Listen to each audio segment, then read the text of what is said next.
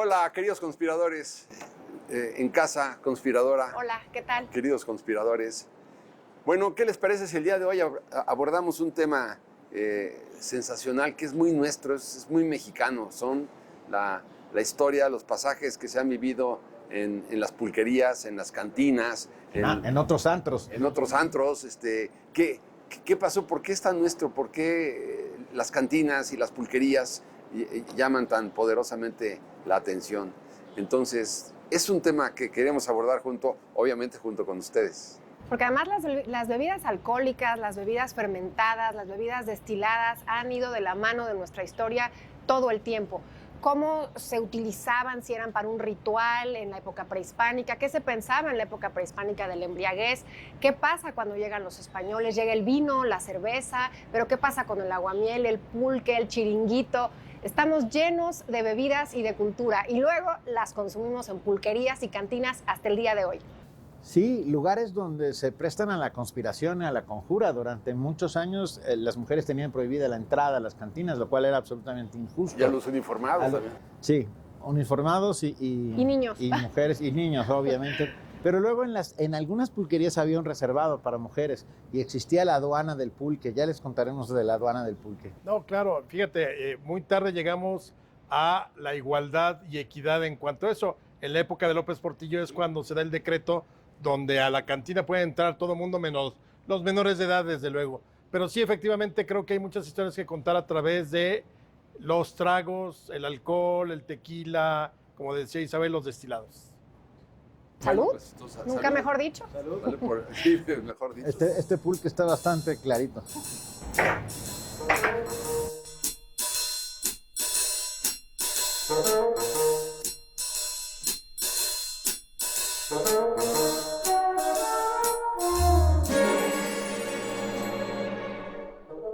Bueno, ¿qué les parece si comenzamos contando la historia del pulque, que era conocida como la bebida de los dioses? Mayagüel, El Mayagüel, sí. Bueno, exactamente. la ese diosa de los fermentados. y de ahí, claro, la diosa. Y claro, desde ya arriba de los españoles, ya era una bebida que fundamentalmente estaba reservada para los sacerdotes, ¿no? También ahora en los rituales católicos, los sacerdotes son los que se toman el vino, ¿verdad? Que produce una gran envidia, ¿no? El vino de consagrar es asqueroso, hay que decirlo.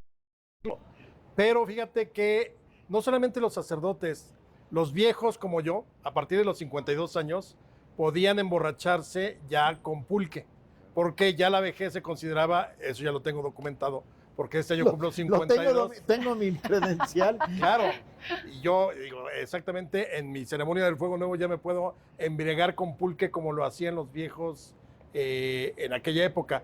También a las mujeres que habían dado a luz, Sí, y obviamente algunos sacrificados necesitaban del pulque para, digamos, que agarrar valor, y gente que se dedicaba a ciertos elementos de trabajos pesados. Pero no podía cualquier hijo de vecino tomar pulque. no, Claro, pero de hecho era castigado, ¿no? La embriaguez pública era castigada digamos, en México, Tenochtitlan. Sí, bueno, pero hay que ver a los condenados a muerte, a los que iban a matar, digamos, o a sacrificar, por llamarle de alguna manera, también les permitían tener acceso al pulque, un tanto cuanto como que la última cena, ¿no? Lo que sucede también ahora con los que Ay, sí, la última voluntad. asesinan en los Estados Unidos, ¿no? Porque tienen la pena de muerte todavía. Pero en no muchos creo que les estados. den alcohol, ¿eh? No, pero les dejan cenar lo que quieran. Ah, sí. Oiga, Fíjate que Maximiliano, su última cena fue pollo y un vaso de vino. bueno, y una palabra que me causó mucha, obviamente, el pulque. Leí que la palabra pulque viene del Caribe, es una palabra colonial, es una palabra que le ponen los españoles cuando se dan cuenta que los naturales fermentan bebidas. Entonces, no encontré en México qué significa el pulque, es lo único que encontré, que la raíz es una palabra que le dan los españoles. Y También llamado neutle. neutle, y también se confunde que las únicas bebidas, los españoles trajeron las bebidas alcohólicas, no, trajeron la destilación, que es donde se da la confusión. El pulque sale del famoso aguamiel, del maguey, y que además se hace artesanalmente, se sigue haciendo igual que desde siempre, desde época prehispánica, y se aspira ese aguamiel y se deja en unas tinajas para que se fermente. Estaba leyendo un libro de fermentación de un químico que le fascina porque la energía y la materia tienen gran cantidad de cambios. Entonces se fermenta el pan, se fermentan las bebidas, pero en hacer este proceso del pulque emite un olor desagradable, que ha sido una de las cosas difíciles de beber pulque. A mí, bueno, no se pierdan nuestro hashtag, a mí las cantinas a ver qué dicen ustedes. Encantan. Me encantan, Me ¿o ponen no? a cantar. Me gustan. Pero fíjate, cuando dicen amor y desamores se curan en las pulcatas, pues sí es cierto, porque el amor y los amores se curan en las pulcatas. Entonces, así se decía, porque ya lo decía bien Alejandro, no solamente sirve para la lactancia, el pulque también ayuda para las personas que tienen diabetes, para muchas personas equivale a comer carne, o sea, no tiene el contenido proteico, pero bueno, de cualquier manera funciona. Entonces yo creo que es una de las bebidas más interesantes que se venden en las pulquerías, ¿no? Entonces hay pulque con diferentes sabores, ¿no? En diferentes pulquerías. Que eso ya es más reciente, porque Sí, generalmente sí, claro. era el como salía fermentado. Pero fíjate que hay una historia, bueno, hay dos historias muy padres prehispánicas. La de Mayahuel, perdón, que ella es, digamos, seducida por Ejecatl, el dios del viento, y es traída a la tierra y aquí se fusionan como una enramada. Y entonces viene la abuela de Mayahuel, y entonces lo que hace es ordenar la muerte porque la nieta se había ido. Y entonces lo que hace Ejecatl es recuperar los restos de Mayahuel y los entierra, y de ahí es donde nace el maguey. Y la otra es que dicen que los vestigios más claros de qué civilización utilizó primero el pulque, aunque hay registros de mucho antes, la ubican en Tololan, en Tula, donde estaba ahí gobernando el sacerdote Seacatopiltzin Quetzalcóatl. O sea, el Quetzalcóatl encarnado, no el Quetzalcóatl mítico. Pero entonces, bueno, pues como todos buenos gobernantes, se tiene que someter a algunas pruebas y al parecer Poca le hace la mala obra de embriagarlo. Luego lo someten como a un elemento, creo que lo meten a un mismo cuarto con su hermana y cae rendido ante los encantos de la hermana. Y eso es lo que hace que rompa totalmente su sabiduría, su templanza y todo. Y es de ahí, gracias a esta borrachera con pulque, que se va de Tula y regresaría tiempo después. ¡Wow! Está precioso. Está buenísima la historia. Buenísima la historia. Y cuando llegan los españoles, que también llega el vino, llega la vid, llega la cebada, se empieza a hacer la cerveza, las faldas del Ajusco, ya lo hemos platicado aquí, se dan cuenta al principio de la colonia, del virreinato, que tanto el vino como la cerveza se tenía que comprar directamente a la península. Se prohíbe la producción de vino y de cerveza, y entonces se favorece la producción del pulque. Se sigue haciendo el pulque de manera artesanal, pero con la nueva religión se permitía beber ese pulque, de tal manera que en 1630 ya era un problema de salud pública, porque se embriagaban a todas horas, y sobre todo el virrey Guzmán decía que el problema era de los naturales, de los indios, que todo el día estaban borrachos con ese pulque. Le hace un estudio y se da cuenta que no es que sea tan malo el pulque, lo que había que hacer era poner normas y hacer aduanas, porque había unos que sí. Le meten un impuesto, claro. Ahí está el meollo del asunto. Pero además, sí estaba la prohibición del vino y todo, pero las órdenes monásticas producían su propio vino en esas extensiones que tenían, sobre todo para la cuestión del vino de consagrar, pero pues también para echarse su alipuz, ¿no? Ahí de vez en cuando. Pero además los monjes siempre fueron los grandes creadores de las vidas, inclusive de los destilados, ¿no? Pues el monje Periñón. Bueno, claro, Don Periñón. Don Periñón. Los benedictinos tienen una enorme tradición. Exactamente, sí. Bueno, también el que inventó el whisky fue un cura. O sea, algo bueno hicieron. Oye, los monjes bárbaros le meten el lúpulo a la cerveza, y eso revoluciona el Oye, consumo. porque entiendo perfecta, por ejemplo, te traías las barricas de Europa, de España, pero la cerveza debe haber sabido asquerosa si la traías de allá. Acá debió haber habido producción clandestina para los españoles, porque a los indígenas no les gustó tampoco el sabor de la cerveza. No. Exacto. Que la cerveza viene de Egipto. O sea, Sí. hay que decirlo. Sí, La se primera hacía de cerveza, trigo. el primer destilado viene de Egipto. Déjame decir una cosa, perdón. El pulque era una bebida para la clase baja, por llamarlo de alguna manera. Léperos, mecapaleros, etcétera. Pero hace algunos años se volvió de moda entre los chicos jóvenes. Entonces, como que regresamos a los orígenes y hay pulquerías famosísimas, la hija de los apaches, los duelistas, Hay una que tiene un nombre que me encanta, que es La Risa. Sí. ¿no? Ponerle a una pulquería La Risa me parece verdaderamente... Y además tiene su propio hashtag, se llama, aquí lo tengo, @pulquería La Risa oficial. Oye, había una pulquería que se llamaba El Porvenir y luego la clausuraron, la reabrieron con el nombre de Los Recuerdos del Porvenir. Qué O bonito. el más allá. Elena Garro. Conspiradores, no se vayan, una pequeña pausa y seguimos brindando en las cantinas y en las pulquerías de nuestro México. Regresamos.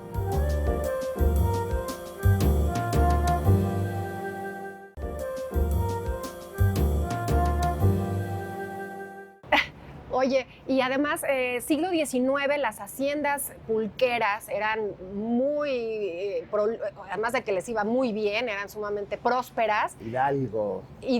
Hidalgo, el Estado de México y en la Ciudad de México la hacienda de Goicoechea, que ahora es un restaurante en el sur, muy conocido, muy lindo, los jardines. San Angelín era una hacienda pulquera. Fue el primer oro verde, ¿no? Antes incluso del Enequén en Yucatán. Pero lo que hace el pulque, lo que le hace la mala fama al pulque son, a ver, ustedes díganme, esto del muñeca o no sé qué. El tema es fermentar, pero la fermentación se da a cierta velocidad, la descomposición. Y se decía que en las malas pulquerías le aventaban un pedacito de estiércol o de, no sé, o de heces de perro. Decían que sí. Entonces, esa es la mala fama que tiene el pulque.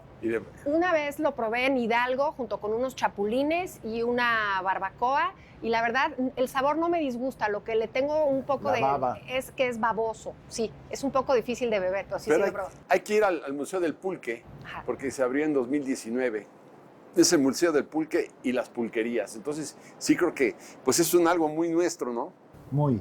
Y me parece muy bien que haya un museo que se llame así, ¿no? Pero también hay muchas cantinas. Ahora, por ejemplo, los fines de semana se llena de gente joven las pulquerías del centro de la Ciudad de México, porque les parece la gran novedad, ¿no? Ir a tomar pulque, pero pulque ya fermentado con diferentes sabores. Entonces, sí creo que vale la pena recordar estos episodios. Sí, los curados, que de piñón, que de fresa, de distintos frutos, ¿no? Recuerden, nuestro hashtag es a mí las cantinas a mí me hacen felices. Escuchen una cosa, también hay toda una cultura alrededor del pulque, por ejemplo, las medidas de los vasos donde se bebe. Solamente voy a mencionar algunos. Tornillos, chivato, cacarizas, una camión o maceta de 2,5 litros, pues nada más para que te eduques. Catrina de 1 litro, una tripa de medio litro, bueno, la cacaricita de un vaso ¿Esas de son 1 las cuarto. medidas? Sí, la prueba o probadita de medio litro, la viola de medio litro, la jarra o torreón de 3 a 4 litros, esas. Pero me encanta el chivato o cabrón, que son 3/4 de litro. Ese sí está idem. A mí no, fíjate que a mí el pulque nunca me ha gustado. A mí tampoco. Los curados, sí. El otro día en Tepoztlán probé un curado de piñón verdaderamente espectacular.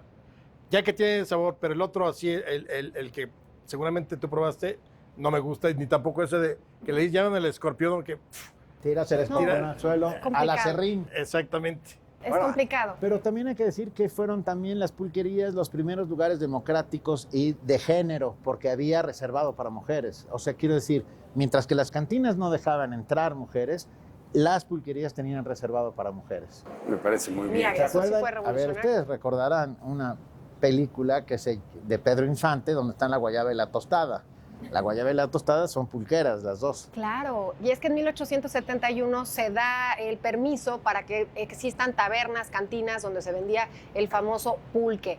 Entonces, pulquerías, porque cantinas ya había permiso desde 1832. Cierto. Aquella del nivel. Más Cierto. o menos por esos Licencia número 1 en la Exacto. calle Sí. de Moneda. años. Exactamente. Que estaba, perdón, hay Sí. que decirlo, ocupó el nivel, que fue una cantina famosísima, el lugar que tenía la Real y Pontificia Pontificia. Universidad. De México. Sí. Ahí. En la entrada creo que todavía está la piedra, una piedra enorme labrada con el texto en latín del virrey don Antonio de Mendoza que decía en este El recinto. alcohol nos hará libres. Y se- No, No.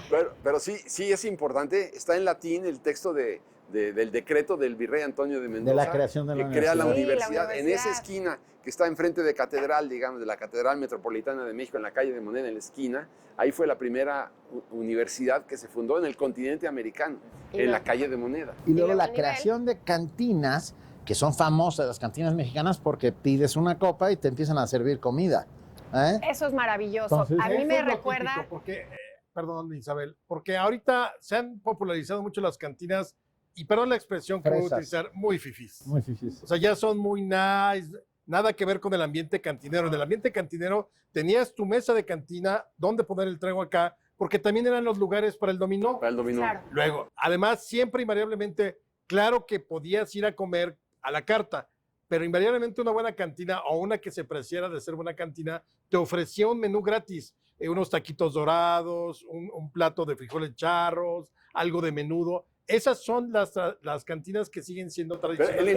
el encuentro con México está en las cantinas. Entra ahí. Entras Sí. a una cantina, no de las fifís que tú dices, ¿no? Pero sí, hay muchas cantinas pueblerinas inclusive que son verdaderamente Es que yo maravillosas. quiero contar Y se eso. come muy bien. Rápido, los jueves, los caracoles de la Flor de Valencia en Avenida Revolución son una Ay, locura. Benito. No, bueno, yo no sabía las cantinas. Mi primer trabajo fue en el Palacio del Marqués del Apartado, en la calle de Argentina y Donceles. Enfrente. Y enfrente había una cantina. Entonces mis compañeras del trabajo me dijeron, vamos a tomar algo a la cantina. Vamos. Si pedías un tequila, te servían entonces una entrada. Eran ejotes con huevo.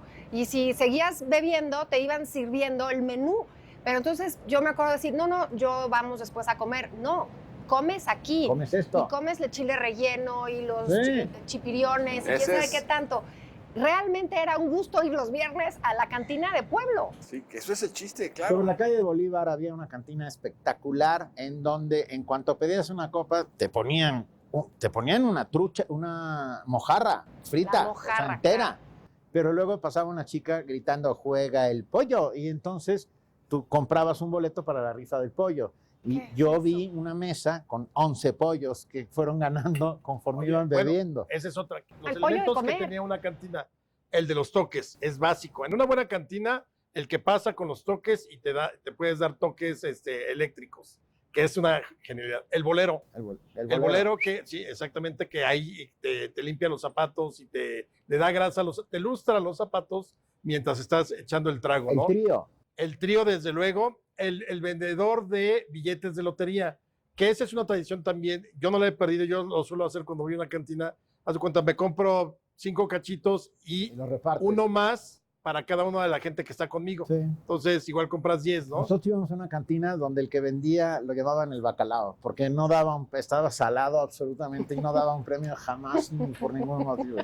Fíjate, a mí me La tocó. Villa de Madrid en el centro, Y la ciudad de los espejos. la ciudad de los espejos, o bueno, la ópera, esta cantina ópera, que sí. se volvió medio fifí y en donde todo el mundo dice, ese balazo lo tiró Pancho Villa y es Es absolutamente un mito. falso, Sí. pero Bueno, está padre Pero la gente va, yo he llevado a mucha gente ahí a decirle. y "Ese tío". les he mentido, absolutamente les he Claro. mentido. Ah, ¿por qué sería falso?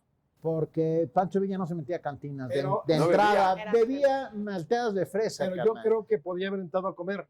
Yo también creo, porque además se pusieron Bueno, de moda pero no hay esas prueba. cantinas No hay prueba. en el Porfiriato, eran Cuando entran, elegantes. Exacto. Los Cuando españoles entran. inmigrantes de la primera ola hacen esas cantinas y son estos bares maravillosos labrados con Sí, las claro, botellas. exacto. Yo- Eso era porfiriano y era de Pero mucha Yo estoy de alcurnia. acuerdo con Isabel. Cuando O entran, sea, no era la cantina típica como las de las que Sí. estamos hablando. Era ya un salón, comedor, digamos. cuando Sí. entran Villa Zapata a la Ciudad de México, los zapatistas se paran en Sanborns a desayunar. Por cierto, espera, Y todos pagan, ¿eh? Sí. Ojo. pero ojo, no era el Sanborns de los azulejos No. que nos han No. hecho creer No. siempre. porque allí estaba la Casa del Obrero Mundial Exacto. y el Jockey Club. Exactamente. Sí, tal cual. Pero esta cantina de la ópera era una cantina elegantísima. Bien pudo haber entrado a comer, que todavía la puedes visitar ahorita. Y la mesa, hay una foto maravillosa de Monsiváis, de José Luis Cuevas. Otro que no bebía. Bueno, y están sentados ahí donde está supuestamente el Balazo Bayan. La verdad es que tiene como toda esta cultura y este arraigo. Pero un tema de las mujeres en las cantinas, el baile. Las mujeres ficheras. Antes no se llamaban ficheras. Pero entonces eso no es cantina, Ya pasaste al cabaret, antro. sí. Exacto. Van, la vida, hay un libro que se llama El Sitios de Rompa y Rasga, y entonces van evolucionando, porque con el alcohol y con el baile se dan otro tipo de fenómenos. Y Pues se sí. da el fenómeno justamente de las ficheras, ¿no? Que acompañaban a beber. Propia, fenómenos. Salón propia. Los Ángeles. Se da otro Quien tipo, no se conoce desarrollan Los otros fenómenos sociales. Salón Los Ángeles. Quien no conoce Los Ángeles no conoce No México. conoce México. El lugar donde se inventó el danzón, pues, por decirlo de alguna manera. Y ahí, no es que hubiera ficheras, pero bueno, la gente bailaba, las mujeres se ponían en... Y había un letrero maravilloso que decía, favor de no tirar cigarros al suelo, porque se queman las señoritas. Se queman Porque bailaban descalzas descalzas. después de mucho Claro. rato de estar con Pero esos ya también zapatos. fueron como los salones de baile, Sí. donde no vendían alcohol, como el California Dancing En Club, California no de vendían la alcohol. colonia Portales. Así Oye, es. pero yo quisiera contarles algo que en lo personal me impresionó hace como un mes. Fui a Veracruz, más, y fui a la parroquia, que fue fundada en 1860 y tantos. Ahora se cambiaron y lo que tú quieras. No, fíjate que tiene 2 siglos. Es de antes creo que es de 1808. 8. Imagínate. Imagínate. Bueno, pero el caso es que entré a las 11 de la mañana, fui a dar una conferencia y acabé como a las 10 y dije, yo voy a ir a la parroquia, ¿no? Y al abrir la puerta para entrar a la parroquia, entras a otro mundo. Un poco me acordé por lo que tú estabas diciendo, porque había por lo menos 3 diferentes juegos de marimbas, que la gente... Y había también pues como 3 o 4 tríos. Había bailarinas que ponían un tablado, ahí empezaban a bailar. Y venían los vendedores de lentes, todos de contrabando, claro, ¿no? Tenía los vendedores de puros, venían los boleros, venían... Esos vendedores de lentes dicen, cómprelo con confianza, son 100% piratas. Así lo dicen ellos. Bueno, Y cuando pegas con tu cucharilla en el vaso, Sí. vienen y te El sirven el lechero. lechero. Claro. Que te tiran la leche y el café. pero lo que te quiero decir es que entras a otro mundo. Es increíble que al abrir la puerta de un restaurante como este, que tiene pues, más de 2 siglos ya, entres a una fiesta permanente veracruzana, ¿no? Digo, pareciera ser que se detuvo el tiempo ahí y la comida es extraordinaria. Eso es importante porque se hace una mancuerna, obviamente, entre las bebidas y la gastronomía, que por ejemplo hay cantinas como la cantina de que está cerca de Chapultepec, Mejores tacos de lengua del mundo. y el pescado en sal. Pero son de esas cantinas que todavía a mí me tocó entrar a un salón, entrar a un... El Bosque y el Mirador. el bosque. Y me tocó entrar a un salón donde podían entrar las mujeres. Estoy hablando del año 2000.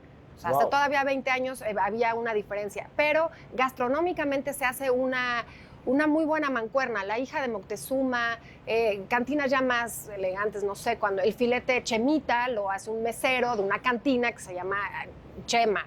La ensalada César en Tijuana también la preparan en una cantina, el cantinero. Está muy mezclada la Yo quiero gastronomía. mencionar otra evolución en el fenómeno social. Ya. De la cantina del burdel. El burdel por excelencia de los años 50 era el de la bandida. El de la Y bandida. ahí casi toda la intelectualidad, de más o menos desde los 40 hasta los finales de los 60, principios de los 70, todos dicen haber pasado por ahí. De Octavio Paz, Carlos Fuentes. La bandida. Y ahí se conocían todos los secretos de la Claro, política y además, mexicana. fíjate, resulta que al parecer, donde estaba el burdel de la bandida, él lo patrocinaba el famoso regente de hierro, Uruchurtu. Pero Graciela Olmos, la bandida, un día llegan de parte de Uruchurtu a pedirle más dinero. O sea, Sí. Y ella dice, dígale al señor regente que le daremos la mitad de todo lo que nos entre. Sí, eso fue Ahí se los dejo. Y esta es una anécdota. Claro, y era uno de los lugares, porque además eran los burdeles a la antigua, ¿no? El Elegantísimos. trío, el piano. Pero era carísimo. Agustín Lara ahí Claro. puesto. Bueno, no sé si Marco Antonio, No, Guti. bueno, Guti Cárdenas, pero ese es antes, mucho antes. No sé Sí. si le tocó, ¿eh? ¿Por qué lo matan? No, es por de ahí los 30. Exacto. Sí. Y el de Sí, la no, mordida Guti es un no poco creo que le haya tocado. Pero no sé si Marco Antonio Muñiz, sí, creo que él también, y José José. Bueno, pero nos estamos saltando al padre de lo de las cantinas, José Alfredo Jiménez.